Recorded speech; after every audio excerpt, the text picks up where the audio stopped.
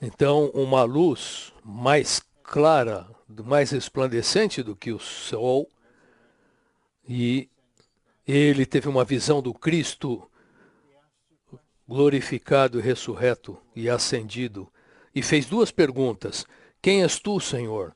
O Senhor respondeu: Eu sou Jesus. A segunda pergunta foi: Que farei, Senhor? A isso o Senhor respondeu: Vá à cidade e te será dito o que você deve fazer. E sim, foi dito a ele o que ele deveria fazer. Um irmão que talvez um dia nós nos encontremos com ele, Ananias, e de acordo com o registro em Atos, capítulo 22, no versículo 14, foi o seguinte o que Ananias disse a Paulo: O Deus de nossos pais de antemão te designou para conhecer a sua vontade, ver o justo e ouvir a voz da sua boca. Claramente, o fato do Deus dos nossos pais ter designado Paulo a conhecer a sua vontade indica que isso era um plano dele muito tempo atrás, na verdade, na eternidade passada. E a primeira coisa que Ananias disse foi: Você foi designado para conhecer a vontade de Deus e ver o justo e ouvir a voz da sua boca. E isso é extremamente significativo à luz do nosso tema geral, que é a vontade de Deus. E espero que todos nós voltemos o nosso coração ao Senhor, nos abramos a Ele, coloquemos a nossa mente no Espírito e exercitemos o nosso espírito para sermos elevados acima do pensamento comum, que é aquele da a vontade de Deus para mim, a vontade de Deus para a minha vida. Há um lugar para isso, mas isso é secundário. A vontade de Deus, o tema do nosso treinamento é a vontade eterna de Deus. E sabemos que em Apocalipse 4:11, a vontade de Deus é a origem de todo o universo, de todas as coisas positivas que existem na criação. A origem disso é a vontade de Deus. O bom prazer de Deus, o propósito eterno de Deus, a economia de Deus, tudo isso flui da vontade de Deus. Então, a expressão simples, vontade de Deus, é profunda. O fato do Senhor ter exortado Ananias a dizer a Paulo que ele havia sido designado para conhecer a vontade de Deus, indica que antes disso, ninguém de fato sabia o que era a vontade de Deus. O Senhor Jesus disse em João 6,38, Eu desci do céu, não para fazer a minha própria vontade, mas a vontade daquele que me enviou. Então, em João 4,34, quando os discípulos chegaram com comida, ele os havia enviado para pegar comida, o Senhor já não estava mais com fome. E eles ficaram surpresos, como sempre, e o Senhor disse: Eu tenho uma comida para comer que vós não conheceis. A minha comida é fazer a vontade daquele que me enviou. E todos sabemos que enquanto ele orava, agonizando no Getsemane, com relação ao cálice da morte que ele provou a nosso favor, ele lutava em oração, tendo uma percepção profunda de que o cálice era a vontade de Deus. Portanto, ele orou: Pai, se possível, passa de mim esse cálice. Contudo, não seja feita a minha vontade, mas a tua. Portanto, o nosso Senhor era governado pela vontade de Deus. Nem mesmo pelo cálice em si, não pela obra em si, mas pela vontade de Deus. Ele desceu do céu para isso, ele viveu e morreu para isso. Ele referiu-se a isso novamente em João capítulo 7,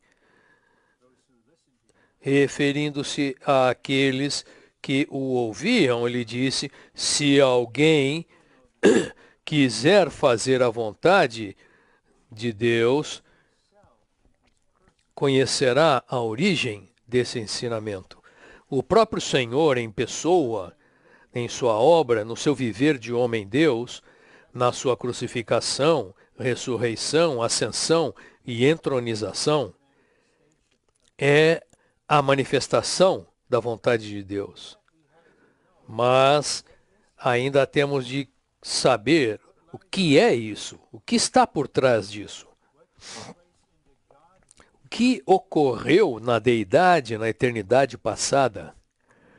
E Paulo foi escolhido para conhecer isso,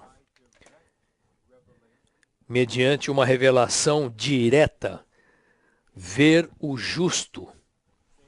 Podemos dizer que ver face a face. Ouvir palavras da sua boca, e o Senhor lhe disse que isso te foi revelado, mas outras coisas serão reveladas a você, nas quais você me verá. Então, o simples fato do apóstolo Paulo ter sido escolhido para conhecer a vontade de Deus. Portanto, se você quiser conhecer o que é a vontade eterna de Deus, temos de aprender com Paulo. Posso referir-me mais adiante a esse versículo, Colossenses 1:9, mas naquele versículo Paulo orou pelos colossenses, a quem ele nunca tinha visto, mas ele ouviu falar da fé deles e disse: eu oro continuamente, não cessamos de orar e pedir por vós para que sejais cheios do pleno conhecimento da vontade de Deus em toda sabedoria e entendimento espirituais. Irmãos, como ele pôde fazer essa oração? Como ele poderia fazer essa oração se ele não fosse esse tipo de pessoa? Se ele próprio não estivesse enchido com o pleno conhecimento da vontade de Deus? E isso ocorreu num escrito mais adiante. E então vamos para Efésios. Eu não vou ler os versículos, apenas vou me referir a eles. No capítulo 1 de Efésios, versículo 5,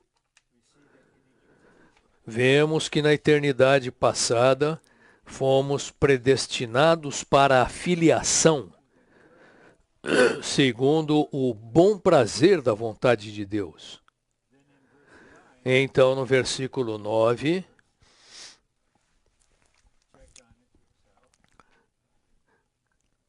ele diz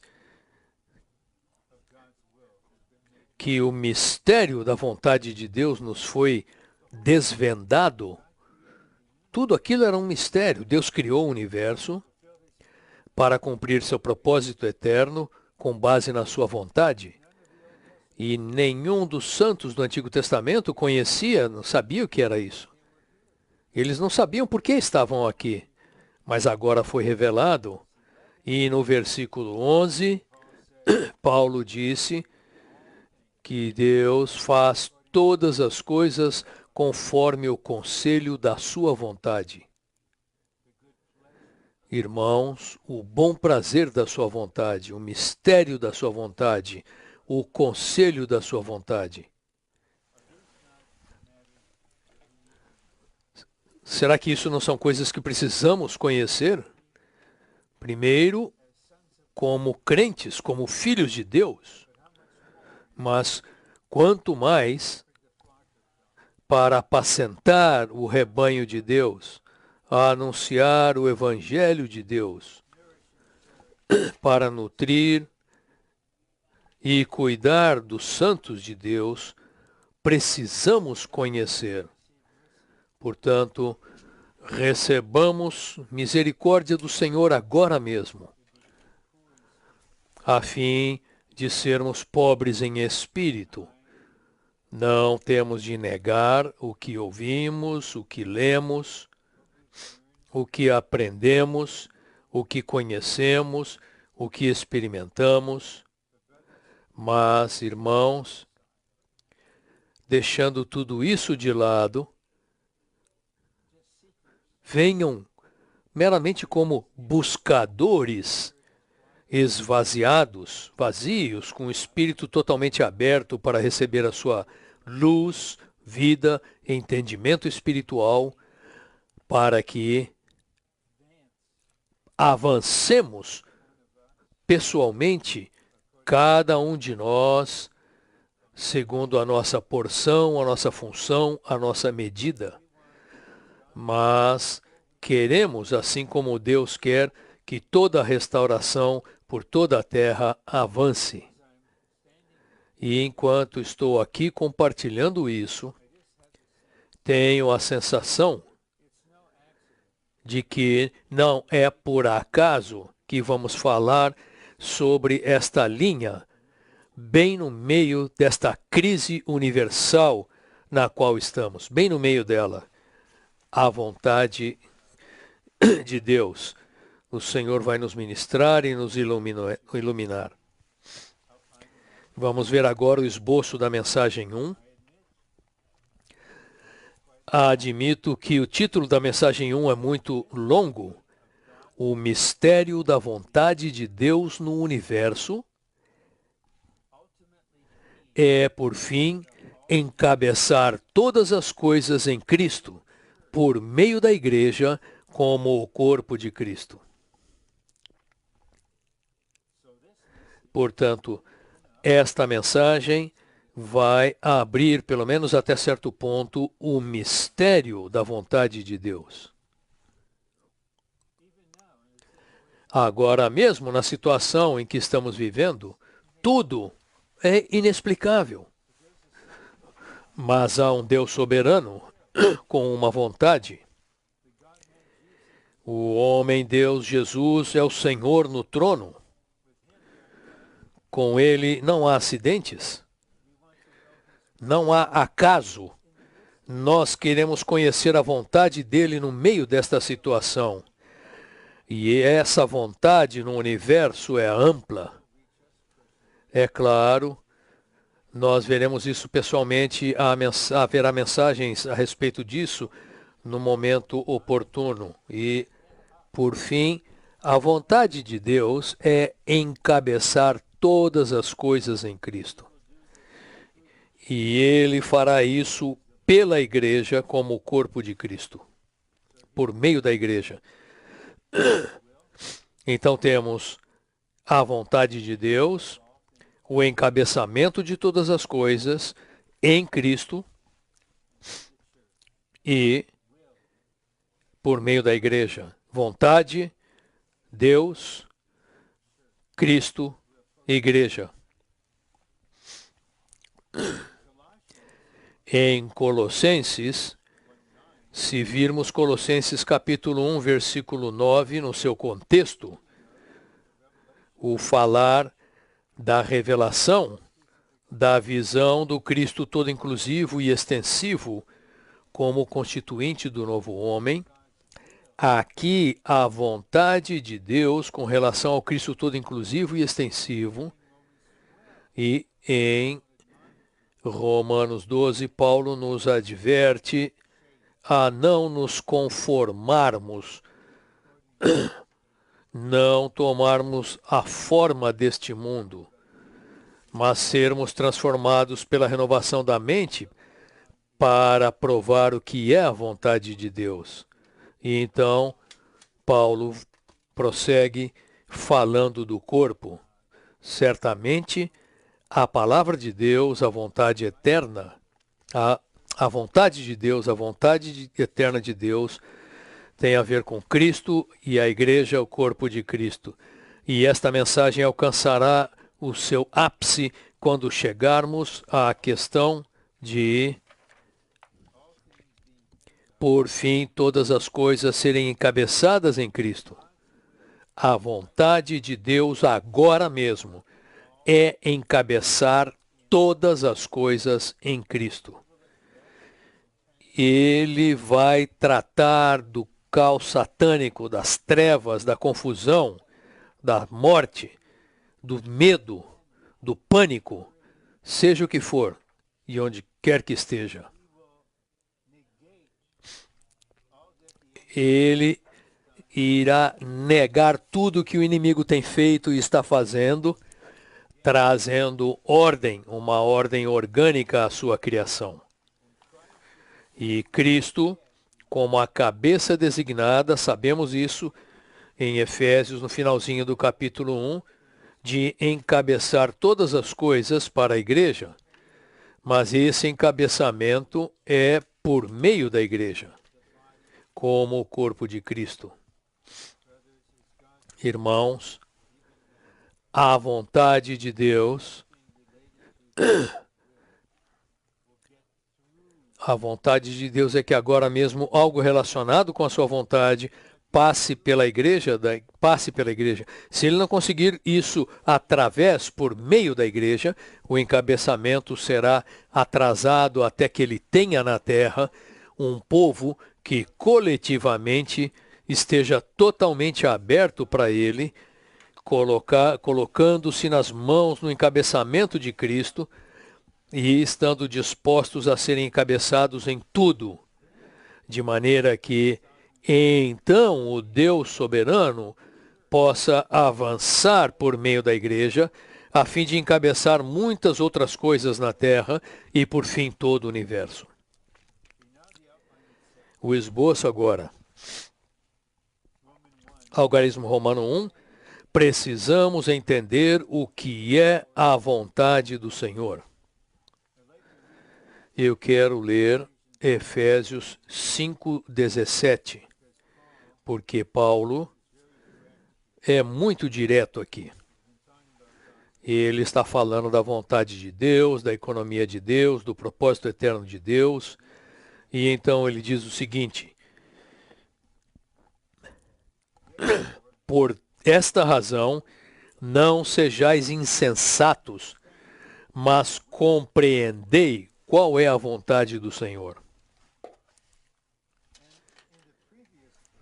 No versículo anterior, ele fala de remir o tempo, porque os dias são maus. E aqui, Paulo estabelece uma conexão entre o tempo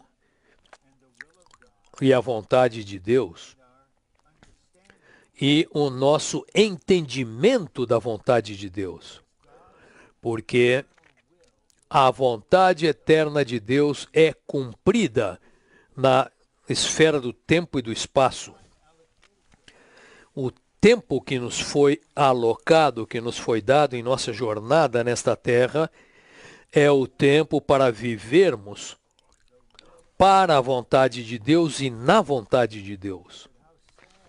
Mas quão triste é que bilhões, não milhões, bilhões de pessoas na Terra estejam desperdiçando a sua vida, sendo insensatos, até mesmo crentes sendo insensatos. Mas se nós entendermos o que é a vontade de Deus, isso vai mudar tudo. Vai mudar as nossas prioridades, o que deve vir em primeiro lugar. Então, nos unimos a Paulo para dizer, entender o que é a vontade do Senhor, entender, isso é um imperativo. Talvez para você apenas tente entender o que é a vontade do Senhor. Entender o que é a vontade do Senhor é entender Efésios e outros livros. E então em Colossenses 1:9, foi para isso que Paulo orou. Eu não sei como nós oraríamos se ouvíssemos que em um determinado país no qual não havia nenhum testemunho de Jesus, nenhuma igreja, de alguma maneira, um irmão fiel foi para lá com o evangelho, algumas pessoas creram, foram batizadas, agora há uma igreja lá, e recebemos e-mails, recebemos vídeos, nós vemos isso, nos alegramos. E como oraríamos? Paulo oraria para que eles fossem cheios do pleno conhecimento da vontade de Deus em toda a sabedoria e entendimento espirituais.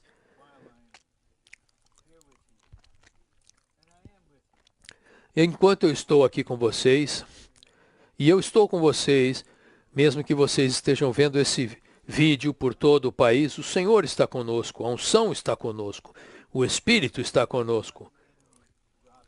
Não vamos deixar que o inimigo nos roube. Esse foi um arranjo sob o Deus soberano e eu estou feliz agora com isso, ok? Mas tenho de dizer, sinceramente, que eu não posso declarar que estou cheio do pleno conhecimento da vontade de Deus em toda sabedoria e entendimento espirituais.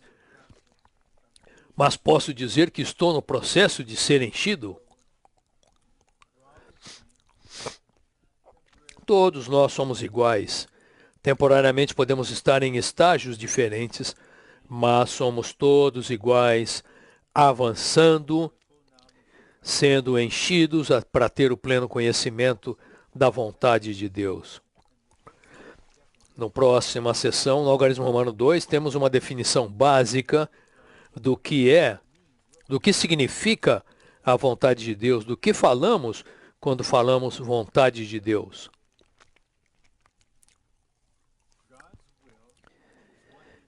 A vontade de Deus é o que Ele quer e pretende realizar. Irmãos, não somos abençoados por conhecer o que Deus quer? O que Deus quer realizar? Eu sou muito grato por Apocalipse 4:11, que nos diz que por causa da vontade de Deus, todas as coisas existem e foram criadas.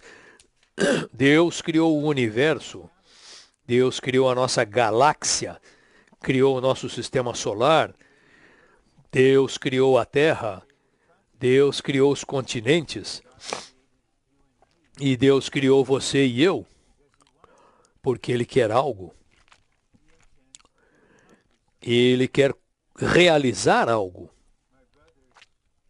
Irmãos, está no meu coração, e eu creio que está ou estará no coração de vocês, o anelo, o desejo para que todos os santos, todas as igrejas, especialmente aqueles sob o nosso cuidado e apacentamento, que eles conheçam, saibam o que Deus quer.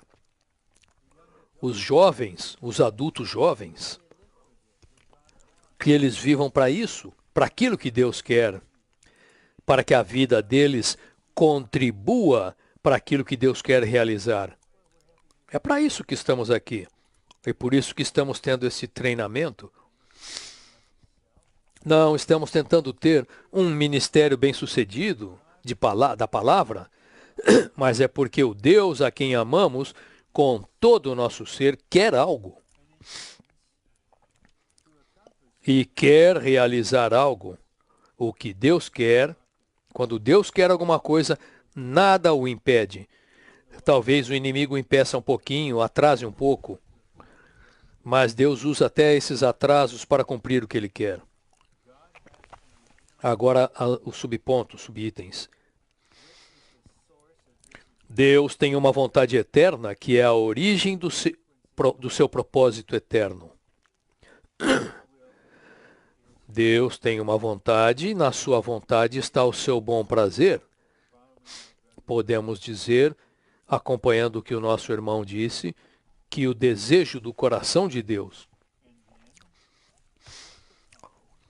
E, com base nisso, Deus fez o seu propósito, a sua intenção determinada com um plano. Visto que Deus é eterno, sem início nem fim, sua vontade também é eterna. Ela está no coração da origem do universo. Isso é amplo. Não estamos focados no nosso ego, o que Deus quer para nós, para nossa esposa, para nossa família, mas o Deus eterno, com uma vontade eterna. E isso está no coração da origem do universo. E está no coração da origem de todos nós. Irmãos, meus irmãos, nós fomos criados para isso. Fomos redimidos para isso. Fomos regenerados para isso. Fomos trazidos para a restauração do Senhor para isso. Letra C. Deus criou todas as coisas por causa da sua vontade para que ele pudesse realizar e cumprir o seu propósito. Na verdade, Efésios 3:11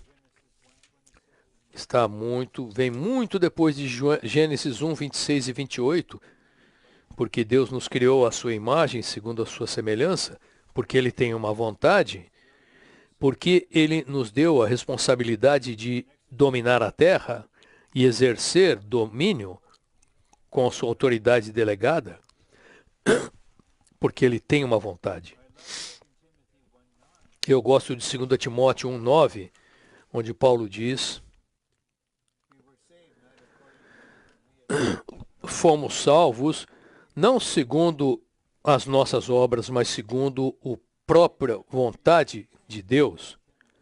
E no capítulo 3, versículo 10, ele fala a Timóteo que Timóteo tem seguido de perto o propósito de Paulo. O propósito de Deus torna-se o nosso propósito e o propósito de Deus está baseado na sua vontade.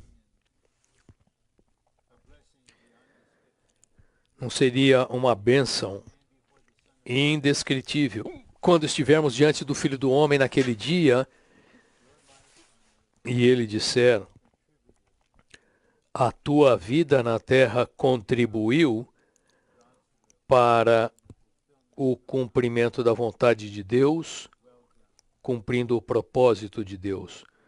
Muito bem, servo fiel. E isso tem estado no meu coração. É para isso que existimos. Enquanto eu estou aqui respirando, ainda estando aqui com vocês, a vontade de Deus está concentrada em Cristo e é para que Cristo tenha o primeiro lugar em todas as coisas. Cristo é tudo na vontade eterna de Deus. Portanto, a vontade de Deus é que Cristo tenha o primeiro lugar. A vontade de Deus é que Cristo seja tudo para nós. Nossa vida, nosso suprimento de vida e todas as coisas positivas. Deus quer ter Cristo como a igreja? Que afirmação! Deus quer ter Cristo com a igreja. Nós sabemos o que Deus quer. Cristo e a igreja.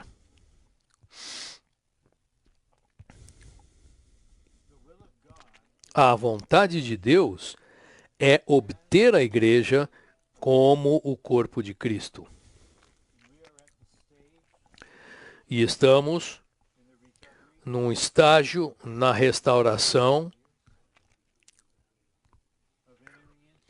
de entrar na realidade do corpo de Cristo, a edificação do corpo de Cristo, e o corpo então se tornará a noiva para encontrar-se com o noivo. Primeiro o corpo, depois a noiva. Deus quer uma noiva para o seu filho. Deus quer ter uma festa de casamento com os vencedores como a noiva e com o noivo. Deus em Cristo como o Espírito está agora operando em nós para cumprir sua vontade eterna de ter a Nova Jerusalém, a esposa do Cordeiro, cheia da glória de Deus, para a sua expressão eterna no novo céu e nova terra. Agora entramos em algo da experiência. Deus em Cristo como Espírito está agora operando em nós. Essa é a conexão entre conhecer a vontade eterna de Deus por revelação e a nossa situação atual. Ele está operando em nós para cumprir a sua vontade eterna de ter a Nova Jerusalém. Em Apocalipse capítulo 21, um anjo disse para João: vem aqui, te mostrarei a noiva, a esposa do Cordeiro. Se eu fosse João e um anjo me disser que eu veria uma noiva, eu ia esperar ver uma pessoa. Então ele foi levado em espírito para uma alta e elevada montanha. O que ele viu? Ele viu a cidade santa, Jerusalém, que descia do céu da parte de Deus, tendo a glória de Deus, expressando Deus. Colocando isso lado a lado, a Nova Jerusalém não é uma coisa, é uma pessoa coletiva que também é o reino. Portanto, tendo isso em vista, podemos dizer corretamente que o propósito de Deus é ter a Nova Jerusalém como a esposa do Deus Redentor. A vontade de Deus é ter Cristo como tudo para nós, é ter o corpo de Cristo edificado. A vontade de Deus é ter a noiva preparada para o reino, e a vontade de Deus é que estejamos num casamento eterno no novo céu e nova terra, e sejamos a esposa e o filho seja o marido. É isso que Deus quer. Há amor, eu diria que há um romance divino no coração disso. Agora precisamos ver alguns aspectos da vontade de Deus. Algarismo Romano 3. Deus nos preparou para a filiação segundo o bom prazer da sua vontade. Em Efésios 1:4, diz que Deus nos escolheu em Cristo para sermos santos e sem mácula. Portanto, irmãos, não temos escolha. Deus não esperou nós chegarmos aqui para pedir a nossa permissão.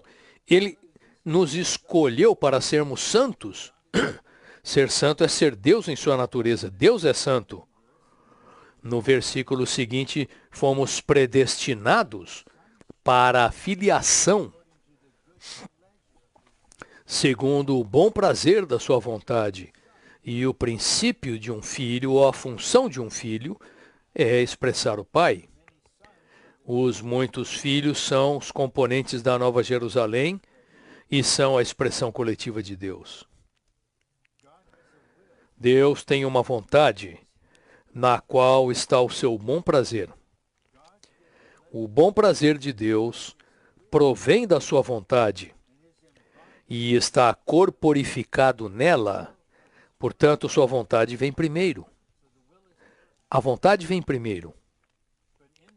Mas na vontade está o desejo do coração de Deus, seu bom prazer. Podemos beber disso e testificar da nossa experiência que fazer a vontade de Deus traz prazer, alegria, indescritíveis, porque estamos tocando o desejo do coração de Deus. Estamos vivendo, expressando isso, produzindo isso. Portanto, o Deus vivo, amoroso e com propósito, nos escolheu. Eu gosto desses adjetivos, o Deus vivo, o Deus amoroso, o Deus que tem um propósito.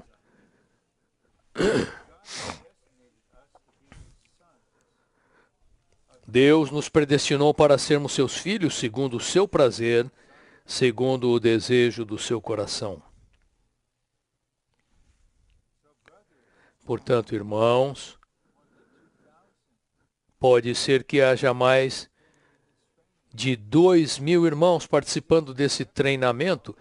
Fisicamente estamos separados por toda parte, mas em espírito somos um. Somos algo coletivo. E precisamos perceber que fomos predestinados para ser filhos segundo o seu bom prazer, o desejo do seu coração. E isso precisa se tornar real para nós e nos motivar. E então precisa fluir para os santos, de todas as idades, qualquer que seja a situação deles. E repito, me refiro à crise atual. Bem no meio desta situação, temos o prazer de sermos filhos de Deus. Que o Senhor use até mesmo estas circunstâncias para avançar o seu propósito dessa maneira. Deus nos predestinou para sermos seus filhos segundo o seu prazer, segundo o desejo do seu coração.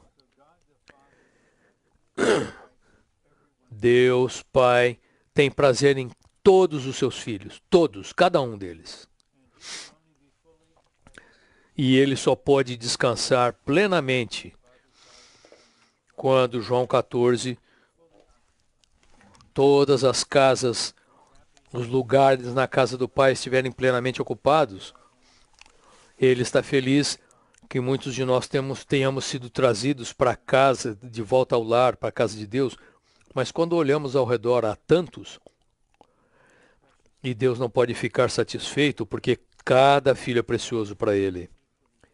Portanto, cada santo deve ser igualmente precioso para nós, sem preferência, sem tendências. Antes da fundação do mundo, Deus nos escolheu para sermos santos. Ser santo, ser santificado por Deus pelo seu dispensar a nós e assim mesclar sua natureza conosco, é o processo, o procedimento. Ser filhos de Deus é a meta, o alvo, e é uma questão de estarmos unidos ao Filho de Deus e sermos conformados à imagem do Filho primogênito de Deus, de maneira que todo o nosso ser seja filificado por Deus. Isso é realizar a vontade de Deus. Algarismo Romano 4. Fomos predestinados segundo o propósito daquele que faz todas as coisas conforme o conselho da sua vontade. Enquanto eu falo isso, interiormente meu espírito está orando com base nesse versículo. O propósito daquele que faz todas as coisas conforme o conselho da sua vontade. Isso está na oração. Deus Pai, veja as coisas que estão ocorrendo na terra. Segundo a tua vontade, Senhor, opera nisso. Realiza o teu propósito, segundo o conselho da sua vontade. Veremos o que significa isso. Deus não apenas tem uma vontade, Deus tem um plano detalhado. E nesse plano, embora seja difícil nós entendermos, todas as coisas estão sob a sua direção soberana. Letra A vontade de Deus é a sua intenção, e o conselho de Deus é a sua consideração quanto ao modo de cumprir a sua vontade ou intenção.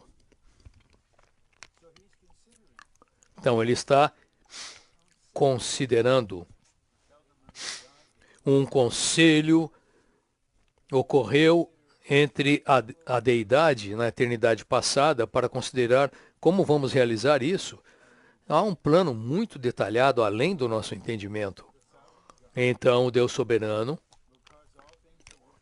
fará com que todas as coisas concorram, cooperem para o bem, para realizar a sua vontade. Não importa o que o inimigo faça, ele será vencido, derrotado. Segundo a sua vontade, realizou-se um conselho da Trindade antes da fundação do mundo, a fim de chegarem a um conselho, uma decisão, que é a sua vontade firme. Irmãos, agora mesmo, um aspecto da vontade determinada de Deus está sendo realizado. Num certo nível, todos somos cidadãos de um país, seres humanos comuns, nós obedecemos tudo aquilo que o governo nos manda fazer, nós damos o exemplo em obedecer, e num segundo nível, nós buscamos o Senhor em como ter a nossa vida da igreja, como conduzir treinamentos nessa situação. Mas há um outro nível. Deus Pai, qual é a tua vontade nesta questão? Como tu vais usar isso? Nos unimos a ti para limitar o inimigo e liberar a tua vontade para que ela seja feita na terra. Seja feita a tua vontade na terra agora mesmo. O inimigo está tentando destruir a raça humana, usurpar a terra. Exteriormente somos iguais a todas as outras pessoas, mas interiormente estamos em outra esfera. Estamos aqui vivendo para a vontade de Deus, segundo o seu bom prazer e conselho, e oramos para que essa vontade seja feita. Algarismo Romano 5. A vontade de Deus estava oculta nele como um mistério. Por isso, Efésios 1:9 fala do mistério da sua vontade. Que misericórdia podermos conhecer o que é o mistério, porque ele foi revelado a um apóstolo, especialmente Paulo. Ele foi escolhido para conhecer a vontade de Deus. E quando Deus tomou aquela decisão, é isso aí. Quando foi o momento de ganhar Saulo de Tarso, Deus não enviou um superapóstolo para subjugá-lo, para discutir com ele. Não, isso jamais funcionaria. Ele simplesmente manifestou-se a si mesmo no Filho, com uma luz mais resplandecente que o sol. E ele tocou o Cristo coletivo, e foi derrubado. Então veio a palavra: conhecerás a vontade de Deus. E ele ministrou dessa maneira, e nas suas últimas epístolas, Colossenses, Efésios, escritas na prisão, essa vontade foi dada a conhecer a nós. Letra A. Na eternidade, Deus tinha uma vontade, mas ela estava oculta nele, Por isso era um mistério. Segundo o prazer do seu coração e em sua sabedoria e prudência, Deus nos deu a conhecer esse mistério, mediante a sua revelação em Cristo, ou seja, mediante a encarnação, crucificação, ressurreição e ascensão de Cristo. Como eu disse no início, tudo é em Cristo. Cristo veio para fazer a vontade do Pai. A vontade do Pai era a sua comida. Ele era absolutamente um com a vontade de Deus. Então, aquilo que estava em Cristo precisava ser revelado, e aqueles que estavam ali com ele enquanto eles estavam na cruz podiam ver a cruz, podiam ver o Senhor. Mas quando você lê Colossenses, Paulo teve uma revelação do que estava ocorrendo no contexto espiritual naquelas últimas 3 horas. O inimigo, os principados e poderes estavam ali, mas Cristo os envergonhou publicamente. Portanto, precisamos ir além dos fatos físicos e exteriores para vermos esse mistério. Agora chegamos ao Algarismo Romano 6, que é, lembre-se do título da mensagem, o mistério da vontade de Deus no universo, é, por fim, encabeçar todas as coisas em Cristo, por meio da igreja como o corpo de Cristo. Tudo está movendo-se para isso. E, por fim, a vontade de Deus no universo é encabeçar todas as coisas em Cristo por meio da igreja como o corpo de Cristo. Certamente estamos envolvidos por certas coisas agora. Confusão, um caos, o pânico, o medo, a desumanidade das pessoas. Vão para uma loja comprar isso e aquilo. Isso mostra a profundidade da degradação e o inimigo está por trás disso. Agora, aplicamos esse versículo de Efésios 1:10, que Deus quer encabeçar todas as coisas em Cristo. E o contexto mostra que é por meio da igreja. E é aqui que está o verdadeiro encargo desta mensagem. Pode ser que não consigamos absorver todos os detalhes do esboço, que isso virá mais tarde com uma assimilação gradual, mas precisamos ver o ponto principal.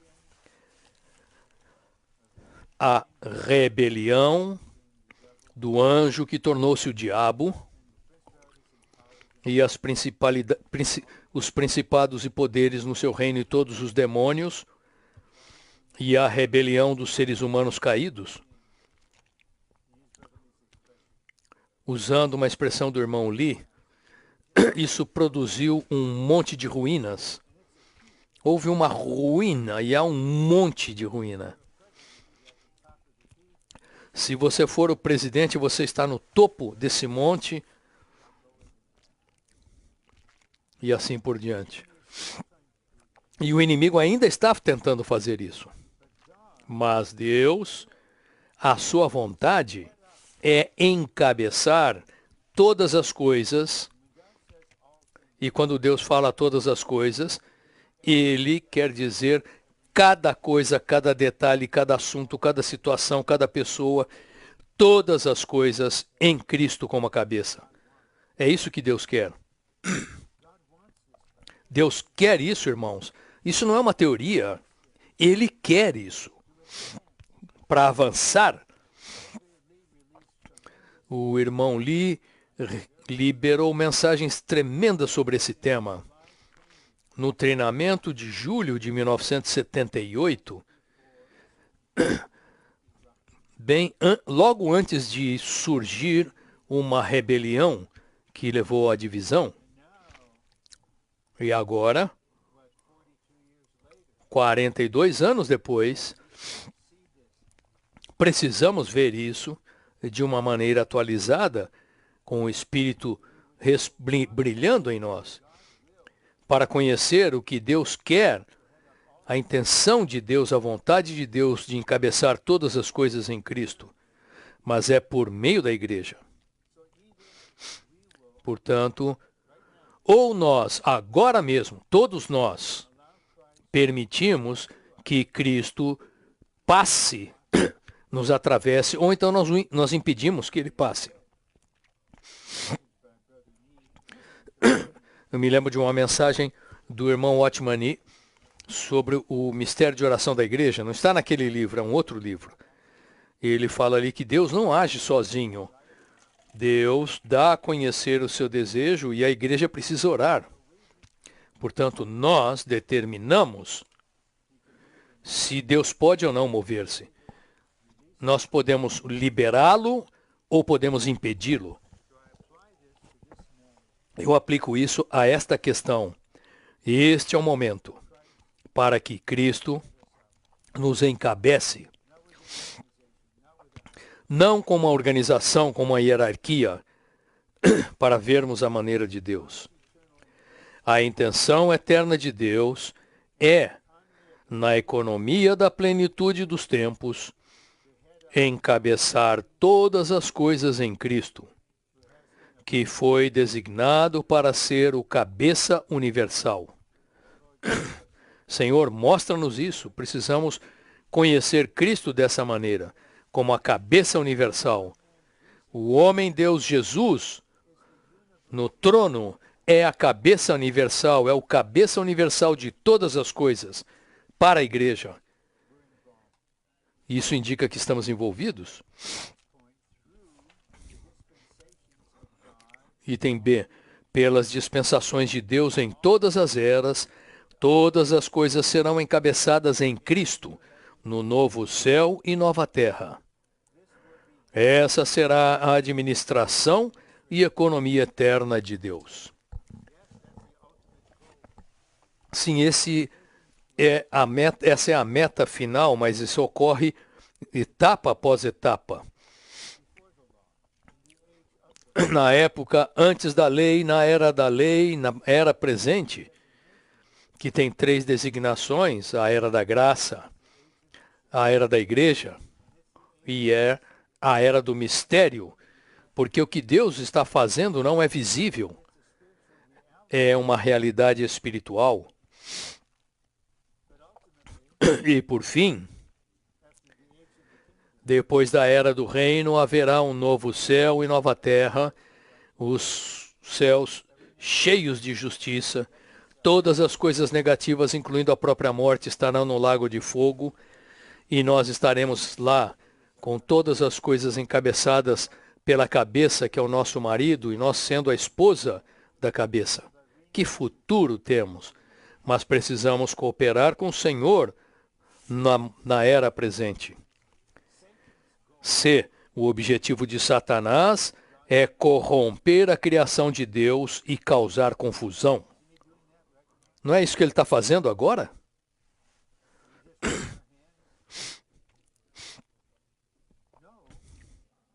Será que nós devemos cruzar os braços? Não. Há dois níveis para orarmos. Na oração quanto à igreja, e precisamos conhecer o que Deus quer e orar por isso e experimentar isso. Senhor, encabeça-nos a todos como nunca antes.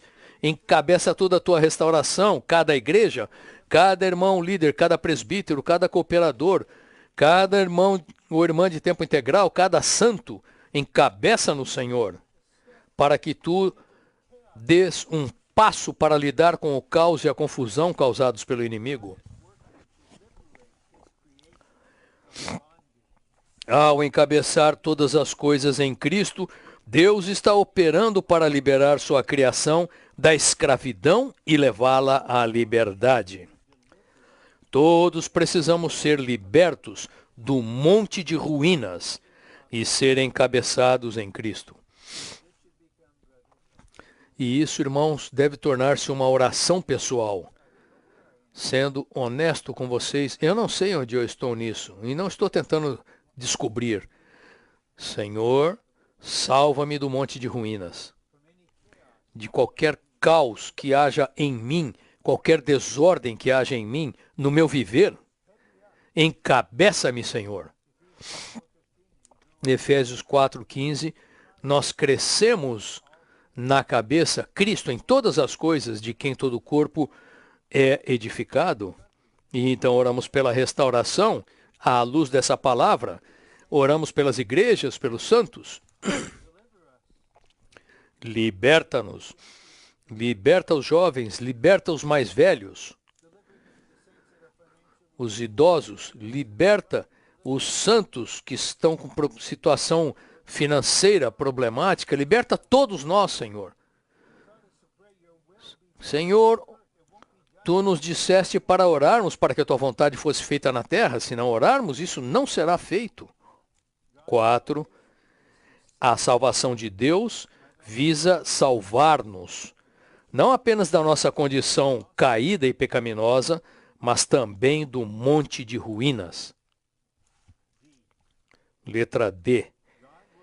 Deus sujeitará todas as coisas a Cristo, ao encabeçá-las em Cristo por meio da igreja como o corpo de Cristo. Então, aqui não diz diretamente a todas as igrejas locais. Sim, isso ocorrerá na prática em todas as igrejas locais, mas precisa ser por meio do corpo de Cristo expressado como igrejas locais. Por toda restauração, devemos estar no espírito do único corpo e orarmos por esse encabeçamento. Toda restauração, todo o corpo. Isso me parece ser um paralelo à palavra de Pedro em 1 de Pedro 4,17. Ele está falando do governo justo de Deus e que é necessário julgar aquilo que é contrário a isso. E diz que o julgamento começa pela casa de Deus. No mesmo princípio, o encabeçamento começa conosco. Quão triste seria se nós passarmos por esta situação. Simplesmente passamos.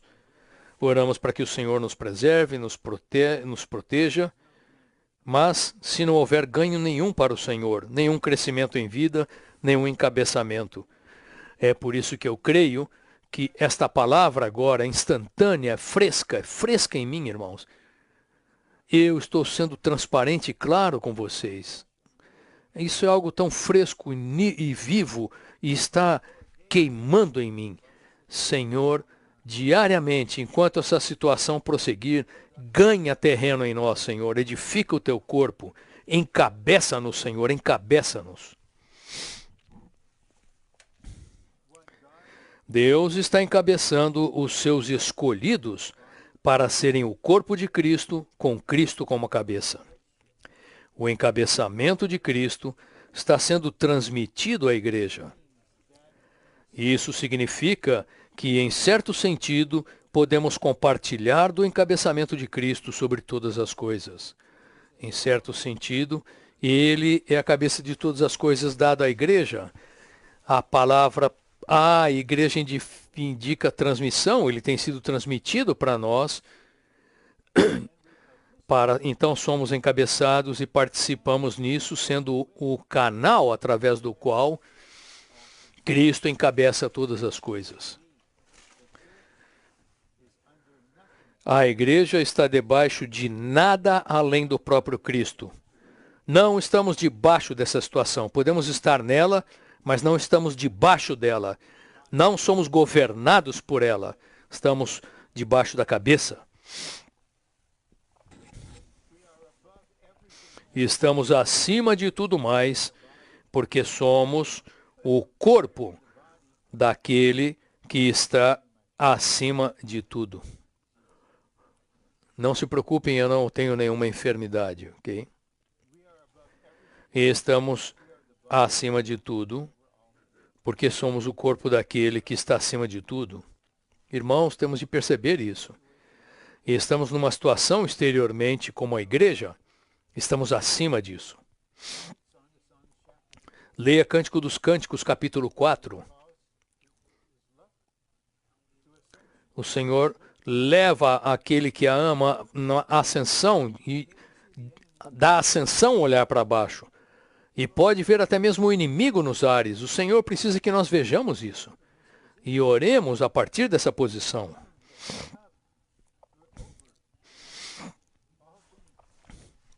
O encabeçamento nos faz estar acima de todas as coisas, mesmo quando estamos na situação.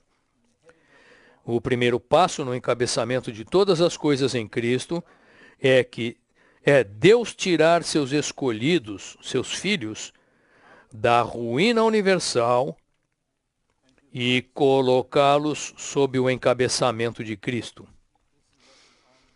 É isso que todos precisamos. E eu estou me dirigindo aos presbíteros, irmãos responsáveis. Isto é um treinamento. Portanto, não sejamos rápidos demais em começar a pregar isso ou ensinar isso aos outros. Nós temos a liderança, não temos escolha, esse é o arranjo do Senhor. Então devemos liderar em sermos encabeçados.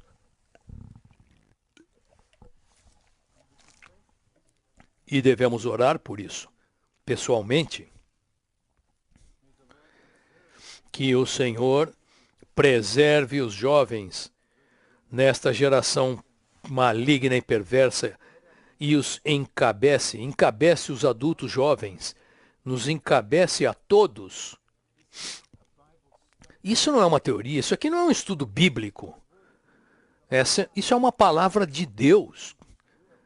Uma palavra que provém de Deus a respeito da sua vontade, de que no seu Filho todas as coisas sejam encabeçadas por meio da igreja. Então, todos precisamos ser libertos do monte de ruínas e ser colocados sob o encabeçamento de Cristo. Eu creio que haverá muitas orações. Não estamos criticando ninguém, não estamos julgando ninguém, mas esses jovens de hoje, Senhor, ginasianos, universitários, liberta-os, Senhor, tira-os do monte de ruínas. Mostra-lhes, Senhor, o que é ser encabeçados, encabeça-os. É algo que somente Tu podes fazer, Senhor. Nós somos o canal, mas Tu és aquele que pode fazer, Tu és a cabeça. 2. Quando a igreja toma a iniciativa de ser encabeçada em Cristo, Deus tem como encabeçar todas as outras coisas. Deus tem como fazer isso. Todos sabemos, o Senhor disse, eu sou o caminho para o Pai. Mas agora podemos dizer que nós, a igreja, somos o caminho para Cristo encabeçar mais coisas. Eu repito, isso aqui não é algo automático, não é simplesmente porque estamos na igreja ou porque estamos nas igrejas locais, somos o caminho. Não, nós podemos ser uma barreira sem perceber. Nunca fazemos isso deliberadamente, de propósito. Mas alguns não estão dispostos a serem tocados pelo Senhor. A pessoa deles é uma barreira. Se não orarmos as orações que Deus precisa para ativar o seu governo e encabeçamento, nós não orarmos torna-se uma barreira. Mas apresentar-nos ao Senhor de maneira fresca. Senhor, não quero ser uma barreira, não quero ser um impedimento. Tu sabes, Senhor, Tu conheces a minha pessoa.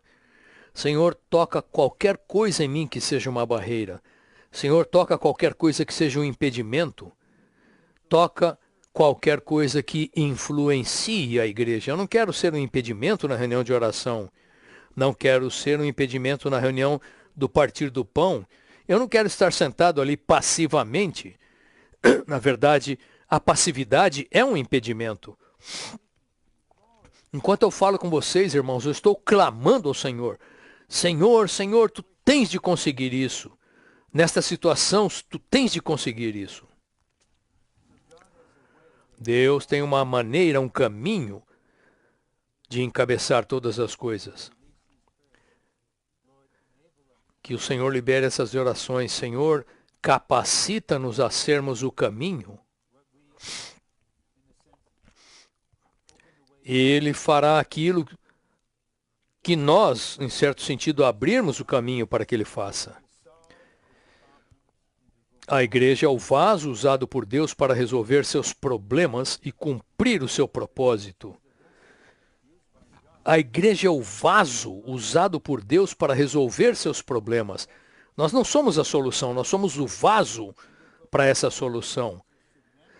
E cumprir o seu propósito de manifestar-se através do homem, mesclando-se com ele. Por fim, o corpo com Cristo como a cabeça será a cabeça universal sobre todas as coisas.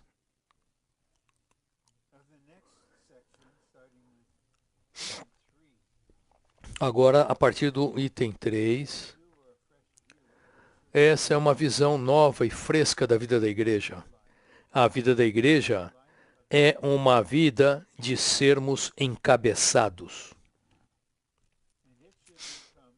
E deve tornar-se parte da nossa história pessoal e coletiva na vida da igreja. O fato de estarmos avançando em ser encabeçados. O meu coração dói simplesmente ao ver um amado santo, não estou julgando nem criticando, um santo que em 30 anos não cresceu, ainda está aqui. As barreiras continuam. Precisamos ter essa perspectiva da vida da igreja. É a vontade de Deus que a vida da igreja seja uma vida de ser encabeçados, sermos encabeçados. A vontade de Deus com relação a nós é que sejamos encabeçados na vida da igreja.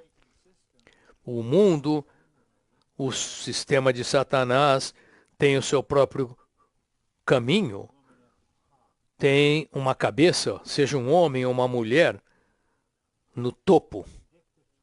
É algo autoritário, ditatorial, ou hierárquico, ou organizacional. Organização se contrapõe ao corpo orgânico de Cristo. Considere o seu corpo, a ordem no corpo. Mas o seu corpo não é uma organização, é um organismo projetado por Deus.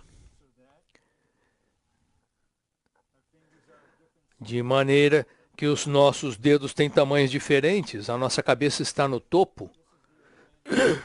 Esse é o corpo orgânico. Anos atrás, agora posso falar isso. Eu creio que eu tenho a orientação, o guiar e paz para falar isso. Anos atrás eu gastei algum tempo no Brasil, voltando da África do Sul, muitos anos atrás. E eu ouvi um irmão falar 5 horas sem parar aos seus seguidores. E naquela noite no meu quarto o Senhor me mostrou interiormente que em todo aquele continente havia uma grande hierarquia, uma organização com níveis de autoridade. E isso é contrário ao corpo orgânico de Cristo. Eu não orei contra pessoa nenhuma, mas eu concordo com Deus. Concordei com Deus que ele tinha de derrubar aquela organização e edificar o corpo orgânico de Cristo. Em lugar algum deve haver autoritarismo e hierarquia. ou organização. Na vida da igreja adequada, estamos sendo encabeçados em Cristo, numa pessoa com a qual estamos intimamente relacionados. Se não sabemos o que é ser encabeçado em Cristo, não podemos conhecer a igreja. Irmãos, que afirmação para nós, porque todos conhecemos a igreja, não conhecemos? Nós conhecemos a igreja até um certo sentido, sim. Mas se não sabemos o que é ser encabeçado em Cristo, não podemos conhecer. Não é que não apenas não conhecemos, não podemos conhecer. Na vida da igreja, somos os primeiros a serem encabeçados em Cristo. Para isso, precisamos crescer em vida. Efésios 4:15. Enquanto crescemos na cabeça, não precisamos ver a igreja ser encabeçada pelos líderes tendo uma estrutura. Em 1977, isso aconteceu em Anaheim. Os irmãos, os presbíteros, os servidores, incluindo a mim mesmo, estávamos numa estrutura. E eu me lembro que numa reunião eu disse para os irmãos, vocês tiveram comunhão com o irmão Lee sobre isso que estamos fazendo? Porque temos níveis no serviço? E não tínhamos. E quando o irmão Lee ficou sabendo disso numa reunião, ele derrubou aquilo tudo, falou, isso é hierarquia. Então, eu aprendi disso, porque aquilo estava marcado em mim. Aquilo se tornou inscrito em mim agora. Isso é uma questão orgânica. Sermos encabeçados, somos encabeçados por meio do dispensar divino. Somos vasos abertos, vivendo dias comuns sob o dispensar divino, e esse dispensar resulta no encabeçamento. Deus está trabalhando-se nos seus escolhidos e redimidos mediante uma administração que é um dispensar agradável, um mordomado íntimo, um arranjo familiar confortável. Essa é a atmosfera da igreja que é encabeçada. Quero repetir, Deus está trabalhando-se em nós, mediante uma administração. Há presbíteros em todas as igrejas, Atos 14:23, há uma igreja em cada cidade, há uma administração. Os irmãos que supervisionam e apacentam o rebanho de Deus. Mas como é essa administração? Qual é o sabor? Qual é a atmosfera na qual os santos vivem? Deve ser um dispensar agradável, doce. Deve ser um mordomado íntimo.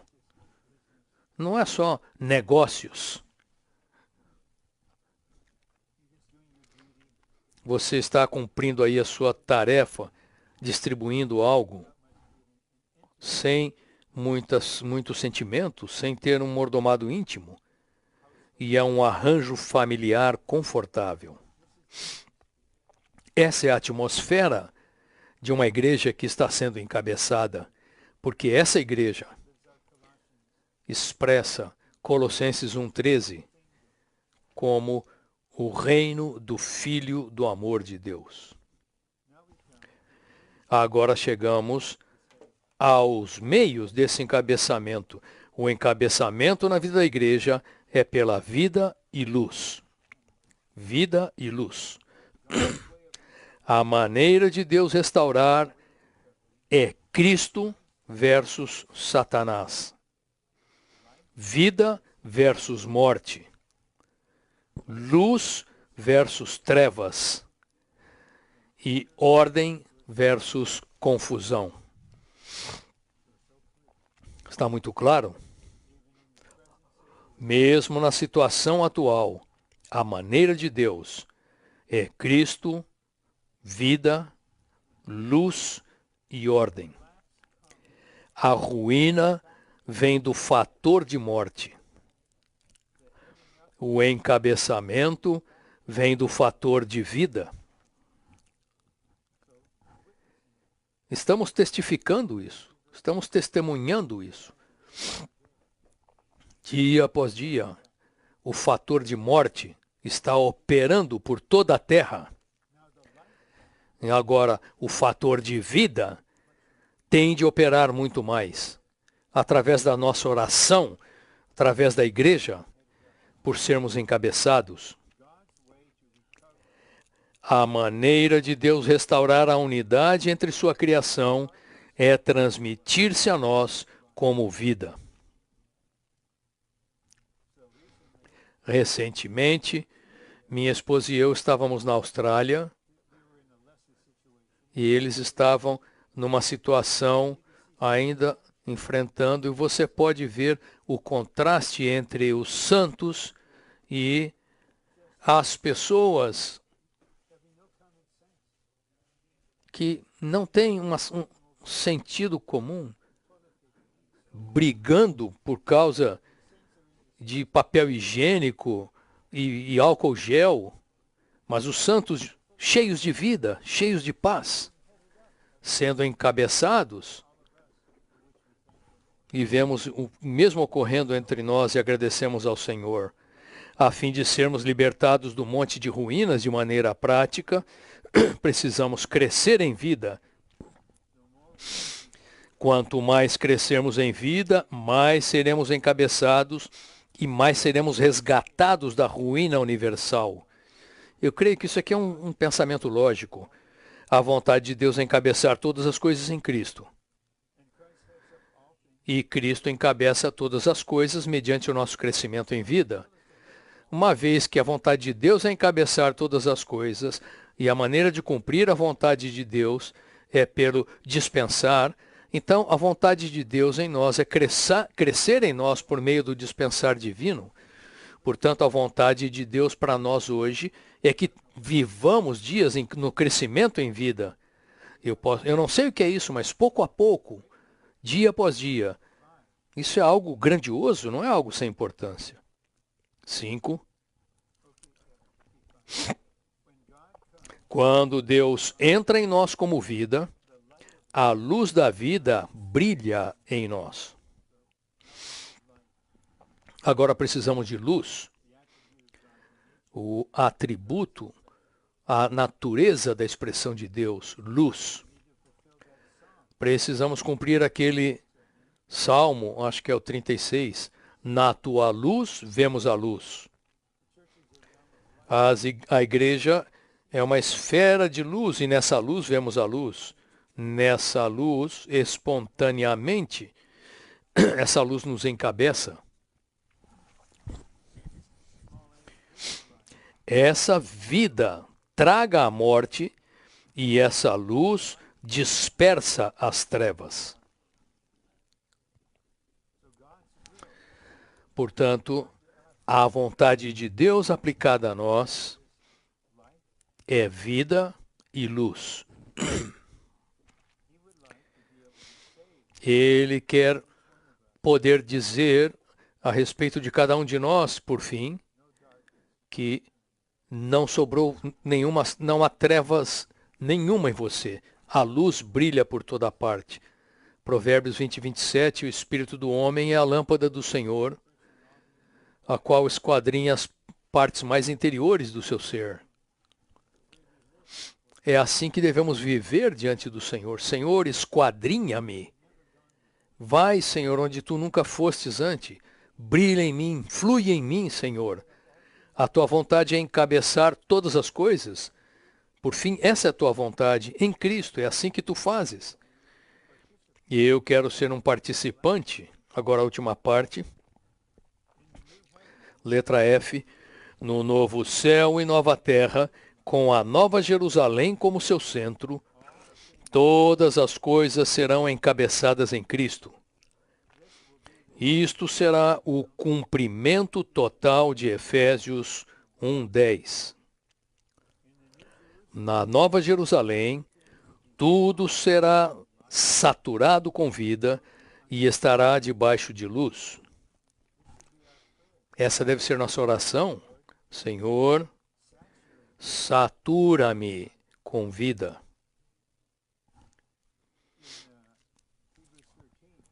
Em Hebreus 13, Paulo menciona 3 vezes e adverte os santos a seguir os líderes e respeitá-los. Então, eles falam que os líderes, eles cuidam, observam as suas almas. E isso é compatível com Cristo ser o pastor da nossa alma. Eu não estou criticando nem julgando ninguém, mas supervisores supervisionam. Essas são as necessidades. Então nós oramos, Senhor, satura esse irmão com a sua vida hoje, com a tua vida hoje. Senhor, nada que falarmos pode ajudar, mas ninguém pode resistir à luz. Brilha nele hoje, Senhor. Que todos os santos estejam sob a luz hoje. O irmão Lee uma vez nos disse, num sábado à noite, ele estava muito incomodado interiormente, porque ele estava perguntando ao Senhor, o que os santos estão fazendo agora mesmo, agora? O que eles estão fazendo? Então precisamos de luz e vida. Vida e luz. E vida e luz vencem o caos. Elas nos libertam do monte de ruínas e nos encabeçam. Em Apocalipse 21, vemos a cabeça, o corpo em torno da cabeça e todas as nações andando à luz da cidade. Todo o universo será encabeçado na luz mostrada através da cidade transparente. Então, esta é a primeira mensagem. O mistério da vontade de Deus no universo nos é dado conhecer. E, por fim, estamos falando do último aspecto da vontade de Deus aplicado a nós agora mesmo, é encabeçar todas as coisas em Cristo, por meio da igreja, como o corpo de Cristo. Amado Senhor, oramos para que a tua vontade seja feita na terra agora mesmo. Estamos vivendo aqui para a vontade de Deus, pela qual fomos criados, redimidos e trazidos para a vida da igreja.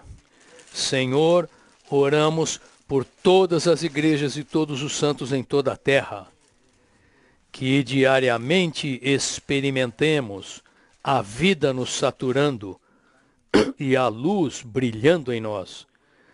Este é o teu caminho, a tua maneira de encabeçar todas as coisas em ti mesmo.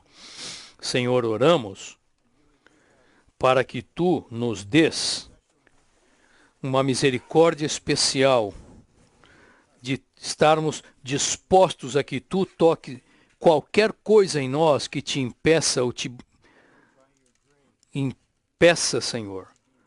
Pela tua graça, Senhor, escolhemos ser o caminho para que Deus mova-se na terra, aqui e agora, para que a tua vontade seja feita e o teu reino venha. Senhor, oramos isso em unidade contigo, no espírito do corpo. Obrigado, Senhor, por nos ouvir. Obrigado por responder a nós. Nos colocamos em tuas mãos de uma maneira nova. Encabeça-nos, Senhor. Cumpre esse aspecto final da tua vontade. Faz com que o inimigo sofra uma grande perda, envergonha-o, destrói o reino dele. Edifica o teu corpo, Senhor. E prepara a noiva para o casamento. Amém e amém.